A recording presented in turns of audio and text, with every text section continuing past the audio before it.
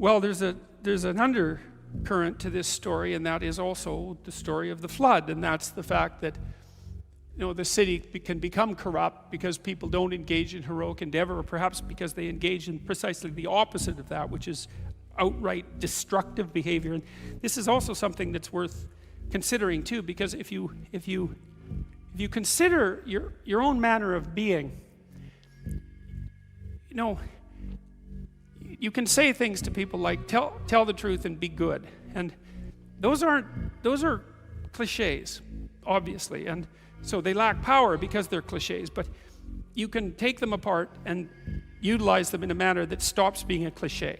And you do that by being more humble about them, I would say, because maybe you can't tell the truth because you don't know what the truth is. But one thing you can do is you can stop saying things that you know to be untrue. And you might say, well, how do I know that they're untrue? And the answer to that is, well, you need a whole philosophy of truth, the elaboration of an entire philosophy of truth to answer that question. And so we're not going to bother answering that question because in some sense at the moment it's beside the point. That isn't the issue. The issue is there are times in your life where you know that the thing that you're saying is not true. It's a deception. It's a lie of some sort, and you're using it to manipulate yourself or another person or the world. And you're also fully possessed of the idea that you can get away with it.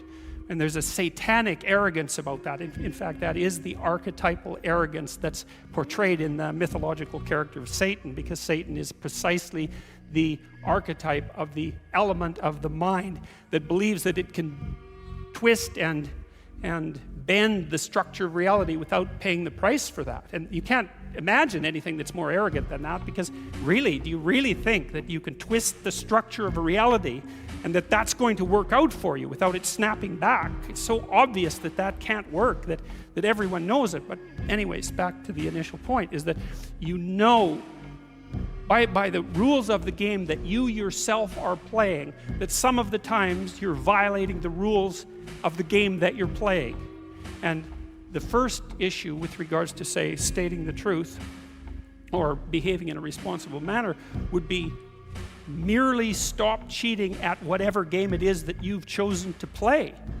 That's a good start, and that'll straighten out your life. It'll start to straighten out your life.